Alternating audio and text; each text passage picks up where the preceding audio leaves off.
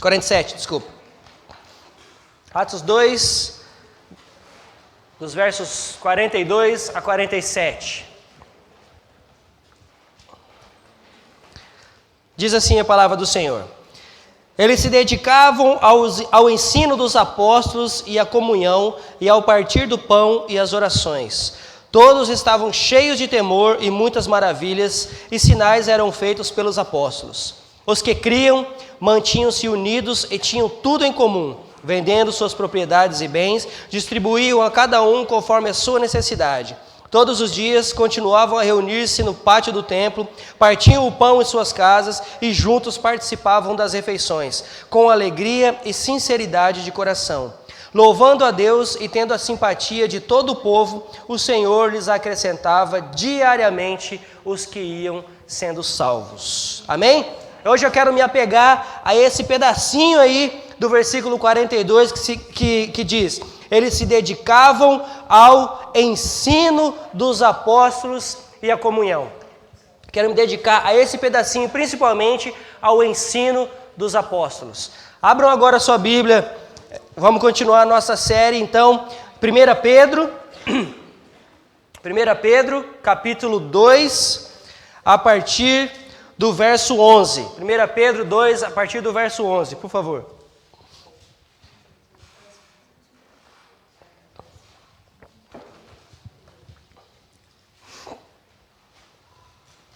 1 Pedro 2, a partir do verso 11, diz assim: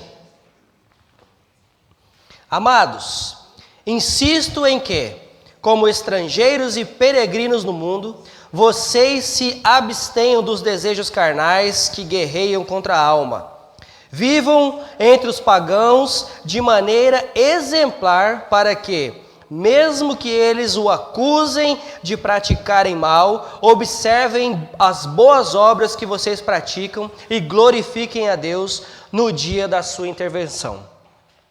Por causa do Senhor, sujeitem-se a toda a autoridade constituída entre os homens, seja o rei como autoridade suprema, seja os governantes como por ele enviados para punir os que praticam o mal e honrar os que praticam o bem.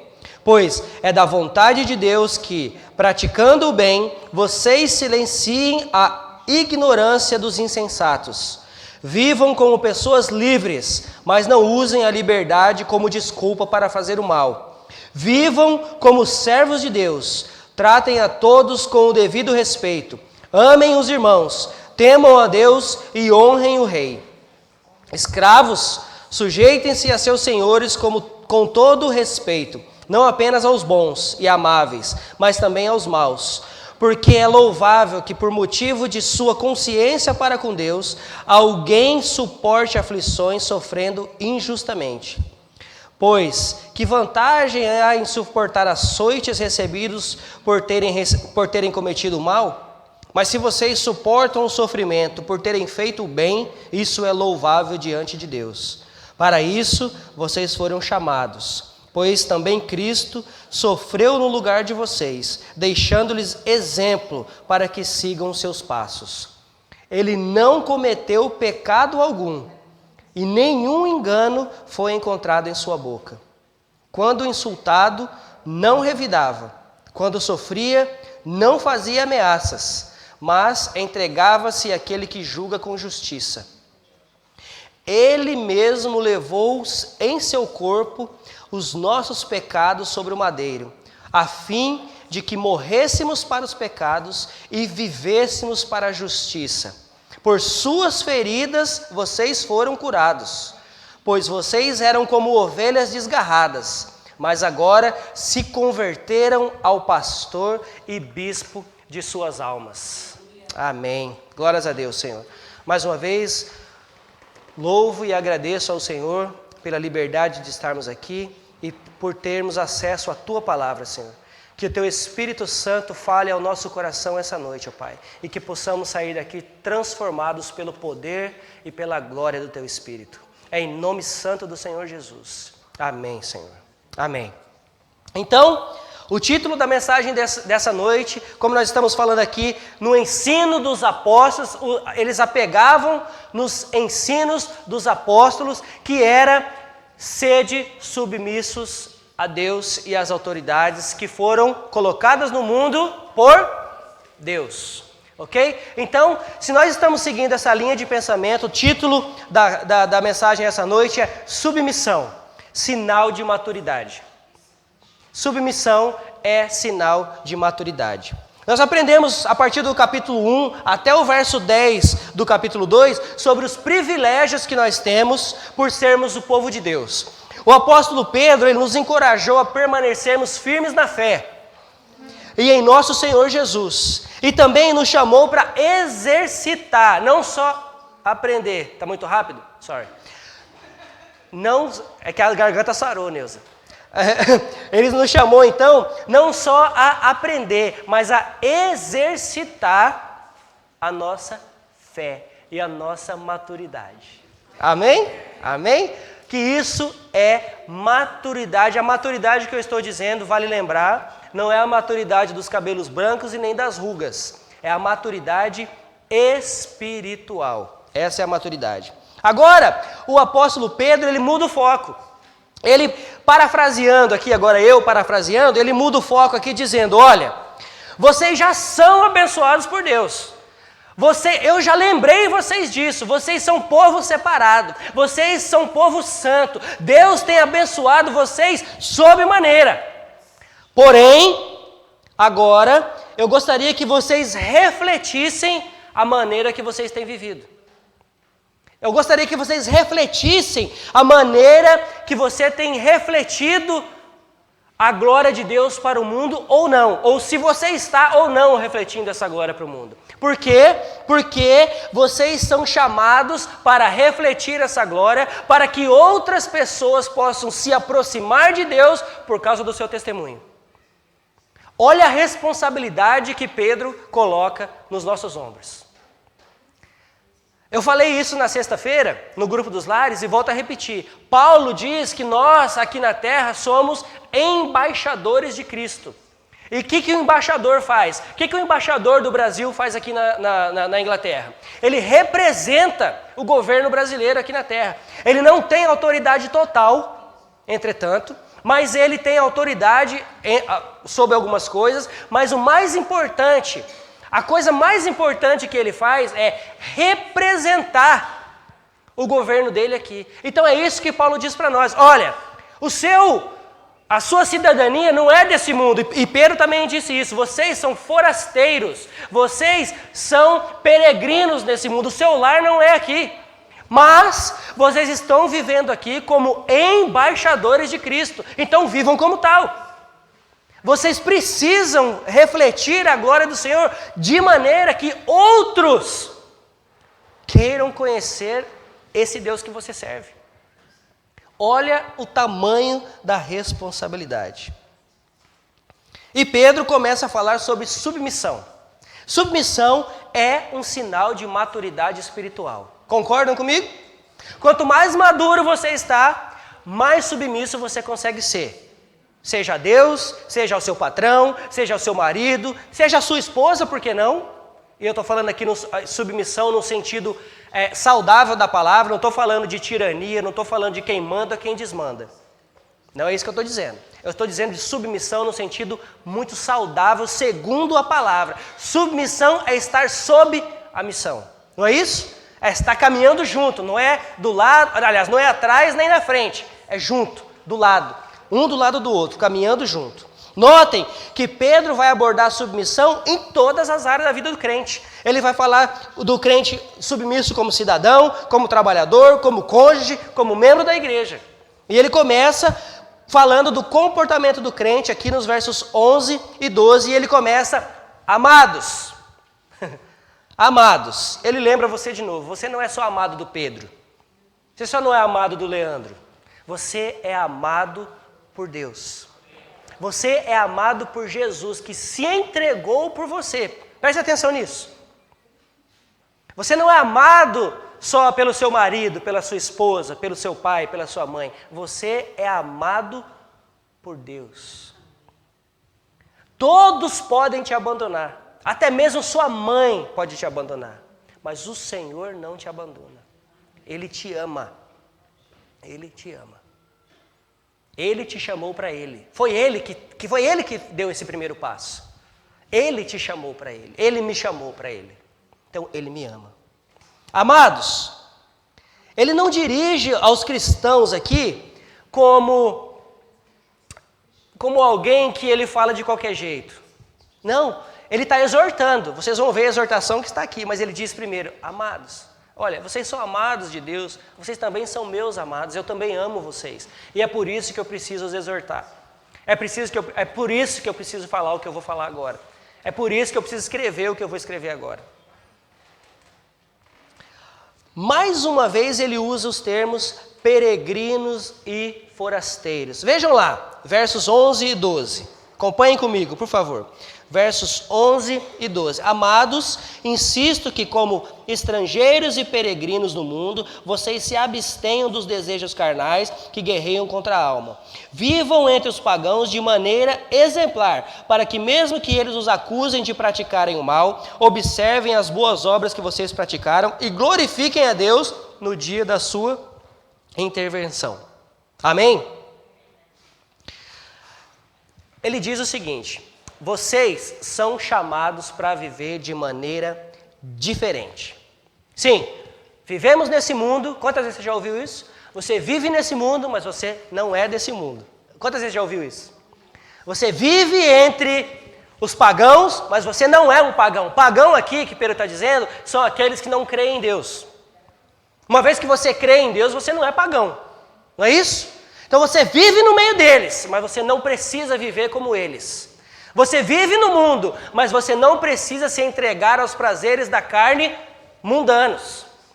Pelo contrário, Deus te colocou aqui, Jesus te colocou aqui, te salvou primeiro e te plantou aqui onde você está agora para fazer diferença. Nós precisamos fazer diferença. Por que você está aqui? O que você está fazendo aqui em Londres? Você está aqui de alegre? Não, a gente não está aqui de alegre, a gente está aqui para fazer diferença. E que essa diferença não seja somente em palavras, não seja somente em atos, mas seja na maneira de andar, na maneira de viver, de maneira que as pessoas vão olhar para nós e a nossa face vai, de certa maneira, refletir a glória do Senhor. E essas pessoas vão dizer, eu quero esse Deus para mim. Eu preciso desse Deus. Eu preciso desse Deus. É para isso que nós somos chamados, é por isso que ele nos chama de forasteiros e peregrinos. Assim como Paulo sempre usou a metáfora da guerra, a metáfora de nós, como crentes no Senhor, estamos em constante guerra, somos soldados de Cristo, estamos sempre guerreando, ou muitas vezes como um atleta, estamos sempre correndo a corrida que nos foi proposta, não é isso? Assim como Paulo, Pedro também afirma que estamos vivendo em guerra constante e que devemos nos abster dos desejos carnais que guerreiam contra a nossa alma. Nessa batalha constante, gente, nós precisamos resistir ao diabo. Um dos maiores problemas do crente é que ele acha que dá conta sozinho. Nós muitas vezes achamos que nós podemos flertar com o diabo. Nós achamos que nós podemos flertar com o pecado. Não! Eu estou sob controle, eu estou sob controle. Eu tenho controle sobre esse vício. Eu tenho controle sobre isso que eu estou fazendo. Eu tenho controle, aliás, sobre a minha vida, você não tem nada. Uma vez que você se colocou diante de Deus como servo dele, você é exatamente o que eu disse, servo dele, então você não vive mais para você, você vive para ele. Então, nós não podemos brincar de crentes poderosíssimos brincando com o pecado. Isso é sinal de imaturidade. A Bíblia ensina o tempo todo, resistir o diabo que ele fugirá de vós. A Bíblia diz que você deve fugir dos pecados. Deve fugir dos pecados, você não deve enfrentá-lo, porque você sozinho não consegue. A Bíblia nos ensina isso o tempo todo. Veja o verso 12 de novo. Pagãos aqui são aqueles que não creem em Deus. Esses sim flertam com o pecado. Esses sim brincam com o inimigo. Nós não podemos fazer isso. Nós não podemos brincar. Nós não estamos aqui brincando. Nós não estamos aqui para brincadeira. A Bíblia, o tempo todo aqui, principalmente nessas epístolas, elas dizem que nós estamos em guerra constante. E essa guerra que eu estou dizendo é guerra espiritual. Nós precisamos acordar para isso. Depois, ele vem dos versos 13 ao 17, falando sobre a submissão do crente. Sujeitem-se, coloque-se debaixo de... sob a missão, ande junto, vá junto. Submissão, no nosso caso, não é opção. Veja bem, nós como crentes no Senhor, submissão não é opção, é chamado. Nós somos chamados a sermos submissos a Deus. Somos chamados a sermos submissos ao poder dele sobre nossas vidas. Senão, de que adianta você cantar aqui que você foi lavado pelo sangue do Cordeiro? De que ele é o Senhor da sua vida? De que adianta eu sequer tomar parte dessa mesa? Porque eu só posso fazer parte dessa mesa, só posso tomar o cálice e comer o pão, se eu digo que eu sou de Cristo, que eu pertenço a Ele. Se eu não estiver apto a falar isso, eu não posso tomar, porque eu estou trazendo condenação para mim mesmo, diz a palavra. Não é isso? Então ele diz, olha, vocês precisam ser submissos ao Senhor. Desculpa. Rebeldia gera bagunça. Já viu a vida de um crente bagunçada? Primeiro sinal da vida do crente que está bagunçada. Rebeldia. Primeiro contra Deus, depois contra a palavra dele e depois contra os conselhos dos irmãos. Ou da esposa, ou do esposo, ou de quem quer seja. Bagunçou. É ou não é assim? Vocês, come on, me ajuda aí, gente. Vocês não convivem com pessoas assim, não? Você nunca conviveu com gente bagunçada? Espiritualmente falando? Rebeldia combina com bagunça. E rebeldia e bagunça combinam muito mais com o diabo do que com Jesus. Concordam comigo? Que, by the way, ele caiu por causa da rebeldia. Né? Por causa da rebeldia. Então vamos lá. Jesus nos ensinou o tempo todo sobre submissão. Primeiramente, ele se submeteu totalmente, exclusivamente à vontade do Pai. Ele se submeteu à vontade do Pai. Depois, ele também se submeteu às pessoas que exerciam autoridade, naquele caso política e espiritual também, mas ele também se submeteu a eles. E depois, ele se submeteu, de certa maneira, ao pecado. Por quê? Porque ele tomou sobre si os nossos pecados, para que assim fôssemos lavados, fôssemos salvos. Ou seja, Jesus, naquela hora, na cruz do Calvário, ele estava ao mesmo tempo sendo desgraçado por causa do nosso pecado e glorificado pelo Pai. E aí ele ressuscitou dentre os mortos. E aí a glorificação foi completa, dele. Não a minha e a sua, ainda não, mas a dele foi completa. Amém? Então nós precisamos estar cientes disso. Ele se submeteu. O próprio Paulo, Tiago, João, Pedro, os próprios apóstolos, eles se submeteram o tempo todo sob as autoridades. Eles eram açoitados, eles eram, tudo bem que tinha vezes que os caras prendiam eles, batiam, açoitavam, falavam, vai, não prega mais nesse nome. Dali de 5 minutos eles estavam pregando de novo. Mas aí já é outra história. Aí já é outro tipo de obedecer. De obediência, exatamente. Está vendo por que a obediência não pode ser cega? A obediência não pode ser cega. Ok? Verso 13. Ele começa aqui a nos dar a maior motivação para sermos submissos. Olha o que ele diz no verso 13. Ele começa com por causa do Senhor. Quer maior motivação do que essa? Por causa do Senhor. Sejam submissos. De novo, não podemos confundir submissão com obediência cega às autoridades. Não podemos confundir isso. Esse projeto de santificação de Deus não existe autoritarismo, é voluntário. É voluntário. Nesse sentido, é voluntário. Com ele não é não, mas com a gente aqui na terra é. Nesse caso, sim. Okay? Isso também não quer dizer que devemos ser passivos quando existe abuso de pessoas que estão fazendo tudo ao contrário do que diz a palavra do Senhor. Hoje eu citei para alguém, quando diz lá em Efésios 5, diz o seguinte: olha, esposa, sede submissas aos seus maridos. Não diz isso? Mas aí, muitas vezes a gente se esquece da segunda parte. Sede submissa ao seu marido, assim como ele é ao Senhor. Paulo não está aqui falando, olha, talvez o seu marido seja submisso ao Senhor. Não. Ele está dizendo o seguinte, ele está afirmando, assim como o seu marido é submisso ao Senhor, submeta-se a ele. Submeta-se a ele. E se o seu marido não tivesse submisso ao Senhor? Submissão então tem que ser cega? Autoritária? E quanto a morrer pela igreja, maridos? E você, marido? Ame a sua esposa assim como Cristo amou a igreja.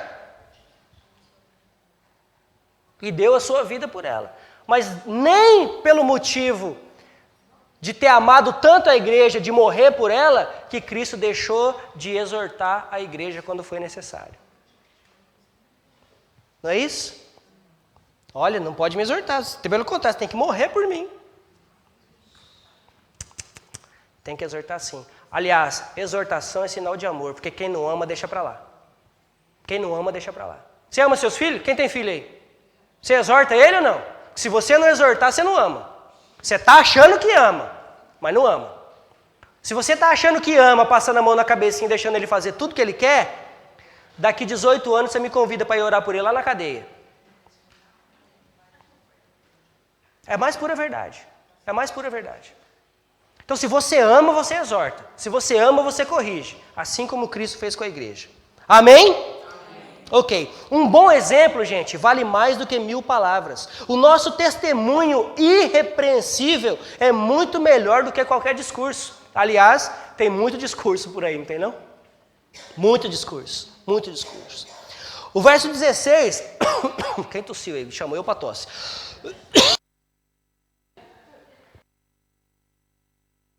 O verso 16 diz: somos livres em Cristo, e muitas vezes, por engano, transformamos essa liberdade em libertinagem. Liberdade é uma coisa, libertinagem é outra coisa. Em Cristo, nós nos tornamos livres do pecado. O pecado não tem mais poder sobre a minha vida. Eu estou livre do pecado. A condenação não está mais na minha vida, porque eu estou livre dela, por causa de Cristo. Por causa de Cristo, eu estou livre do pecado, e não livre para pecar mais. Eu não estou livre para pecar mais. Cristo, quando ele perdoava pecado, ele falava o quê? Seu pecado foi perdoado, agora vá. Não peque mais. Exatamente. Então nós não podemos confundir liberdade com libertinagem. Em Cristo devemos viver novidade de vida. Em Cristo devemos viver novidade de vida. É uma vida nova, vida transformada. E não a mesma vida que vivíamos antes. Você já reparou que muitas vezes as nossas vidas espirituais parece que a gente dá 3 passos para frente e de repente você deu 5 para trás. E o pior é que quando você deu os 5 para trás, você voltou 2 na vida velha que você tinha antes. Está entendendo o que eu estou dizendo? Você volta para a mesma lama que você vivia lá. Você começa a fazer as mesmas coisas. Ah, não, mas agora é só ajoelhar e pedir perdão. Agora é tudo graça, não é isso? É tudo graça, então está tudo bem. A Bíblia não é isso que ela ensina. Nenhum momento a Bíblia ensina isso. Em Cristo estamos livres da ira de Deus, mas isso não quer dizer que podemos sair por aí fazendo o que bem entendemos. Amém?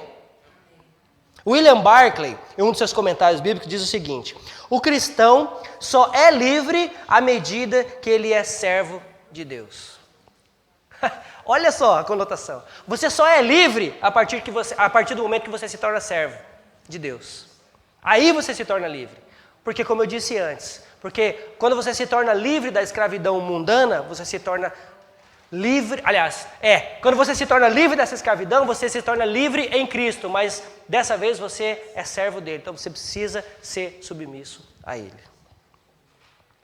E aí, ele vem para o exemplo máximo, dos versos 21 a 25. Versos 21 a 25 diz assim: para isso vocês foram chamados, pois também Cristo sofreu no lugar de vocês, deixando-lhes exemplo para que sigam os seus passos. Ele não cometeu pecado algum, e nenhum engano foi encontrado em sua boca. Quando insultado, não revidava. Quando sofria, não fazia ameaças, mas entregava-se àquele que julga com justiça. Ele mesmo levou em seu corpo os nossos pecados sobre o madeiro, a fim de que morrêssemos para os pecados e vivêssemos para a justiça. Por suas feridas vocês foram curados, pois vocês eram como ovelhas desgarradas, mas agora se converteram ao pastor e bispo das suas almas. Amém? Pedro, de maneira muito inteligente e guiado pelo Espírito Santo. O que Pedro era? Pedro era apóstolo de Cristo. Antes disso, pescador. Geralmente, naquele contexto lá, o pescador era um homem estudado? Não. O pescador tinha educação? Era considerado como uma pessoa chucra, vamos dizer assim, grosseira, não é isso? Mas notem aqui, depois de anos ao lado de Jesus, andando com ele, aprendendo com ele, e depois dele, aprendendo com o Espírito Santo, olha a sabedoria que Pedro usa nas palavras dele. Guiado pelo Espírito Santo, ele primeiro fala sobre o problema da submissão, colocando exemplos humanos. Olha, é possível fazer isso. E ele coloca os nossos exemplos, como marido, como esposa, como empregado, como patrão, e assim por diante. Mas aí ele termina para fechar a conta, para você não ter para onde correr, para a gente não ter como falar, não, mas não dá. Ele fala assim, dá, porque eu tenho para vocês o maior exemplo de todos, que foi o próprio Jesus. O maior exemplo de todos. Então, de maneira muito inteligente, ele coloca assim. Por quê? Porque se ele começa com Jesus, o povo poderia falar, mas Jesus é Jesus. Não, mas ele começou com nós, pobres mortais, forasteiros nesse mundo, sujeitos a estarmos guerreando aí o tempo todo contra as armadilhas de Satanás. E ele fala que mesmo assim, nós conseguimos vencer, nós podemos vencer, porque nós não podemos é brincar com o pecado. Nós não podemos é ficar brincando com essas coisas, achando que podemos pecar e está tudo bem. Afinal de contas, vivemos sob a graça agora. Se você achar na Bíblia um lugar que ensina isso, você me mostra. E aí eu vou rasgar porque não é a Bíblia. Não fala, isso não diz na Bíblia. Em nenhum momento. Em nenhum momento.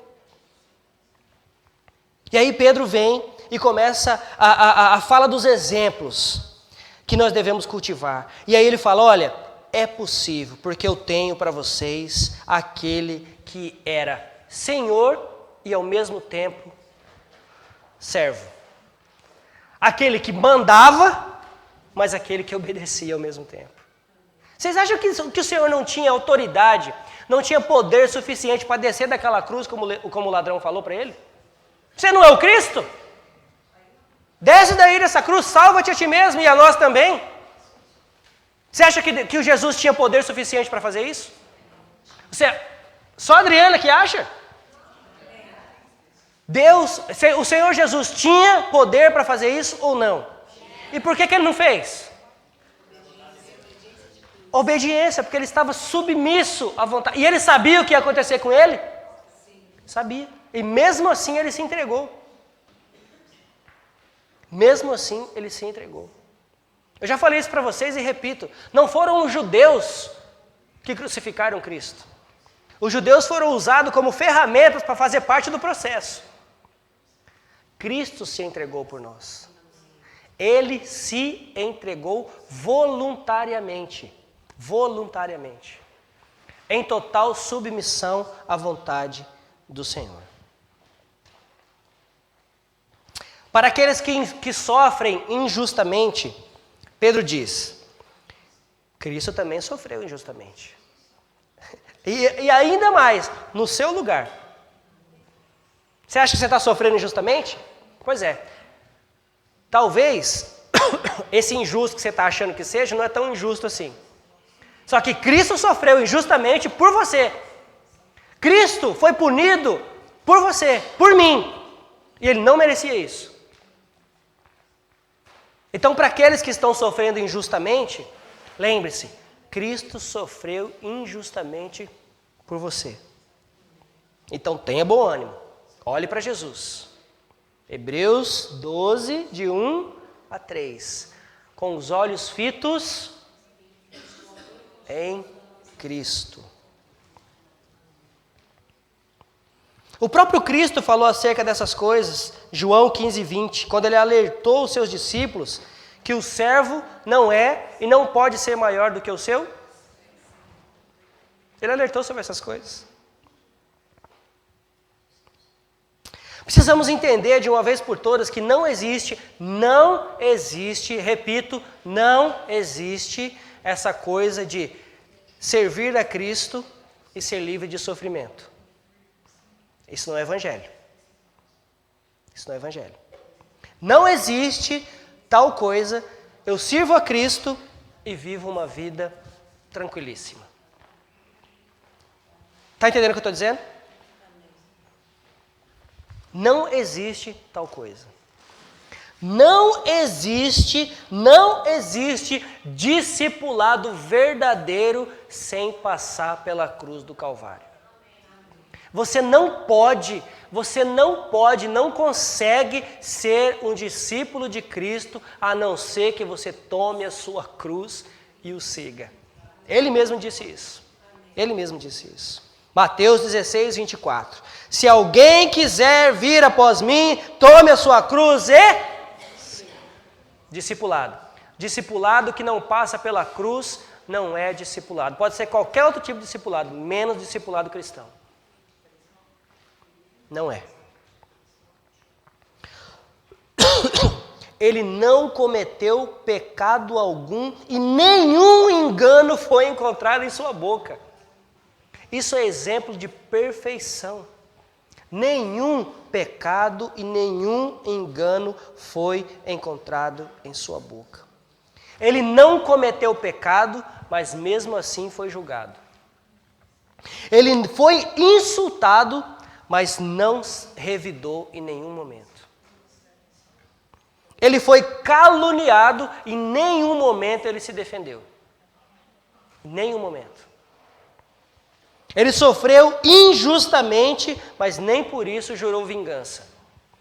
Já ouviu aí alguém falando algumas coisas nesse sentido aí? Minha vingança pertence ao Senhor. Já ouviu, não? Pois é. Pois é. Só se Jesus falasse assim para nós? Eu estou indo, Senhor, mas minha vingança pertence a Ti. A gente estava tudo perdido nesse momento. Não é isso?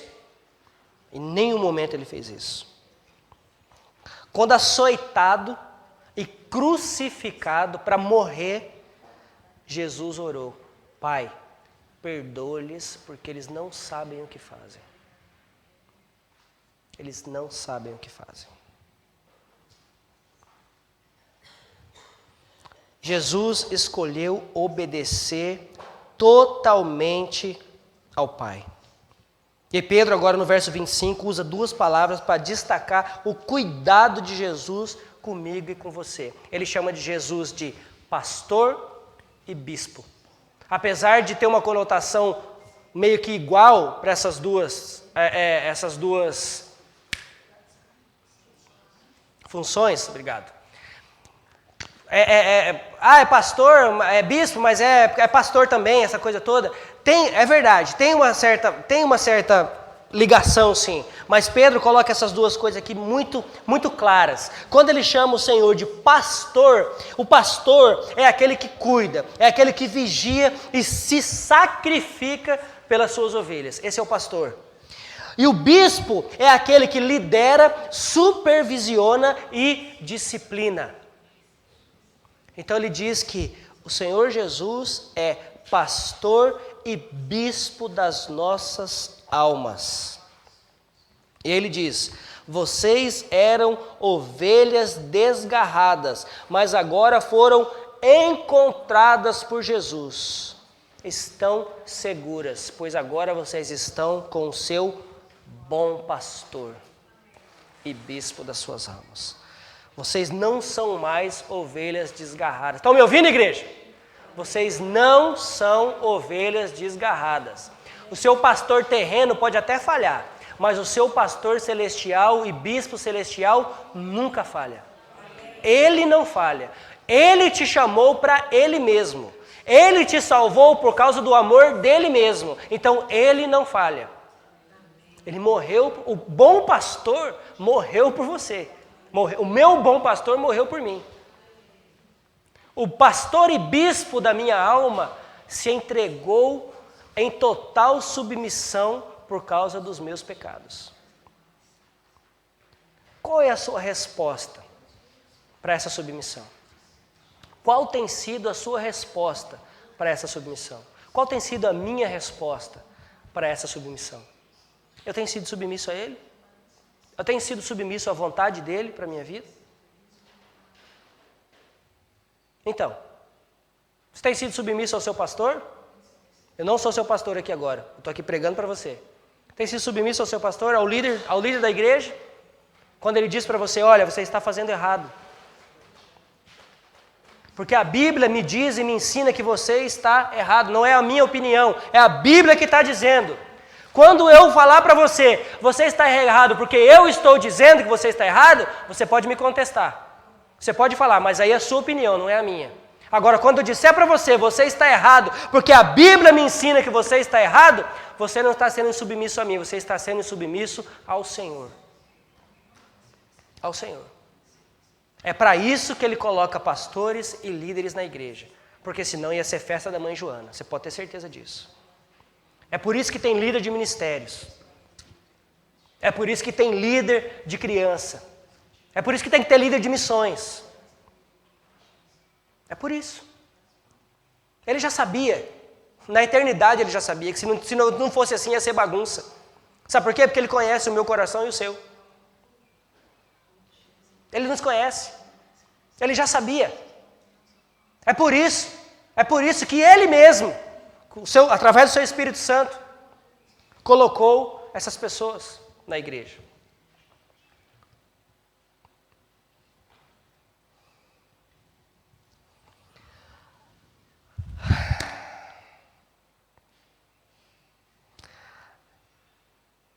Tem um livro que eu estava lendo que diz o seguinte: nós crentes, somos crianças em fase de crescimento que precisam se alimentar da palavra. Pequenas pedras no templo que ajudam na edificação dele mesmo. Nós somos geração escolhida, povo comprado, nação santa, povo exclusivo de Deus, peregrinos nesse mundo, discípulos que seguem o exemplo de seu mestre, ovelhas que são cuidadas pelo bom pastor, salvos não por praticar boas obras, mas praticando boas obras por consequência da salvação que temos em Cristo Jesus. Esses somos nós. Esses somos nós. Temos sido realmente submissos ao Senhor? Temos vivido de maneira que, por causa da nossa submissão, nós temos atraído as pessoas para Ele mesmo, de volta para Ele mesmo? É assim que nós temos vivido? Ou nós temos sido crente repelente? Ninguém quer ficar perto. Nem os mosquitos. Ninguém quer ficar perto. De tão chato, de tão falastrão, mas na hora de viver não vive nada. Ou de tão santo, não chegue perto, senão você me contamina. Jesus não foi assim. Jesus tocou em leproso. Jesus tocou em leproso. Ele curou o leproso. Jesus andou com a multidão. Os apóstolos andavam com a multidão, junto com eles, muitas vezes sem falar. Mas o poder que exalava daquelas pessoas alcançava as outras. O poder que não é meu e nem seu, e nem queira ter, porque você nunca vai ter. Esse poder é dele mesmo, é do próprio Espírito Santo. É Ele que trabalha na minha vida e na sua vida para que nós possamos exalar esse bom perfume de Cristo. É Ele, gente. O máximo que eu posso fazer é buscar ao máximo, ser submisso a Ele, para que então Ele possa me encher desse poder para poder exalar para as outras pessoas. Se eu não for submisso a Ele, se eu não tiver total submissão a Ele, não dá. Não dá. Não dá. Então, qual tem sido o melhor? Qual vai ser a minha e a sua resposta para o que o Espírito Santo disse para a igreja essa noite? Qual é a minha e a sua resposta? Vai parar de ficar se batendo aí? Vai parar de ficar tentando com os próprios braços? Vai ficar tentando resolver o seu problema? Ou você vai ser submisso a Ele e se entregar à vontade dEle para a sua vida? Vai ficar achando versículo que dá base para a sua linha de pensamento? Ou para a sua desculpa esfarrapada? Ou você vai se colocar em total submissão ao que a palavra do Senhor diz e ensina verdadeiramente? Esse é o chamado. É para isso que Ele é por isso que Ele nos chama de povo separado, povo escolhido, para ir e dar bons. Não é para ir e dar fruto, é para ir e dar bons frutos. É para isso que nós somos chamados. Tome a sua cruz e siga-me. Esse é o Evangelho. Evangelho que não passa pela cruz não é Evangelho. Que possamos ser submissos ao Senhor, em nome de Jesus. Falando em submissão,